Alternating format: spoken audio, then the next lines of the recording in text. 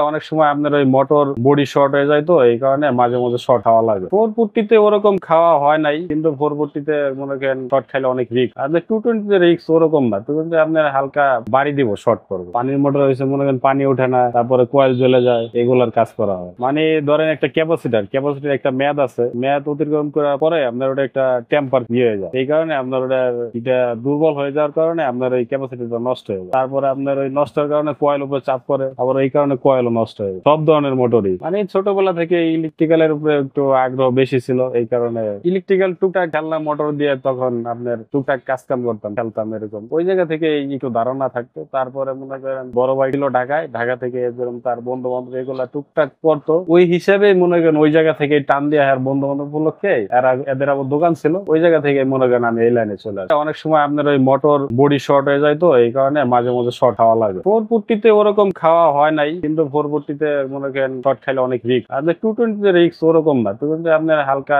বাড়ি দিব শর্ট করবো। দোকান দিচ্ছি এই তো 4-5 মাস, 7-8 বছর কাজ করা হয়েছে। এর আগে তো স্টুডেন্ট ছিলাম, ওই যে এসএসসির আগে দোকান আগে চাকরি করা হয়েছে। এই দোকানে এইসব দোকান থেকে যে দোকানে কাজ শিখছি, এরাই মনে করেন বেতন দিয়ে রাখ। ব্যবসা করার ইচ্ছা ছিল, এই মনে করেন এইটার উপরে কাজ শিখতে শিখতে এই ব্যবসার চিন্তা না থাকলে তো আগানো যায় না, যে নিজে একটা চাকরি করে একটা প্রতিষ্ঠান দেওয়ার জন্য। আজকে আমার ওই চিন্তাটা বাস্তবায়ন করছি ইনশাল্লাহ। পড়ালেখা করছিলাম মানে চাকরি করার জন্য, যে ভালো একটা চাকরি বাকরি করবো। আবার স্টুডেন্টও ওরকম ভালো ছিলাম না, এই কারণে পড়ালেখা ছেড়ে দিচ্ছি। তারপরে যেরকম একটা হাতের কাজ শিখলাম, ওই কাজ করলে ধরেন আপনার মোটরের কাজে টাকাটা একটু বেশি, কয়েল বাদাই করলে মোটরের কাজে মোটামুটি টাকা ভালো। এক একটা মোটরের আপনার কয় গোড়া মোটর বা কয় হর্স, ওই অনুযায়ী 1 হর্স ধরেন 1500 টাকা, 2 হর্স ধরেন 2500 টাকা, ধীরে ধীরে বাড়বে। ফ্যান হয়েছে সিলিং ফ্যান, এগুলো হয়েছে কয়েল বাদাই করি বা রিপেয়ারিং করি। ভবিষ্যৎ পরিকল্পনা মানে যেন দোকানটা যেন সুন্দরভাবে চালাইতে পারি। এই দৈনিক আয় বলতে আমি এখনো বিয়ে শাদী করে নেই, তো মনে করেন এই নিজেই ব্যাচেলার হিসেবে যেরকম চলতেছি, আলহামদুলিল্লাহ ভালো। পরিবারকে কিছু টাকা দেওয়া হয় এই দোকানের ইনকাম থেকে, সফল হয়ে আলহামদুলিল্লাহ ভালো।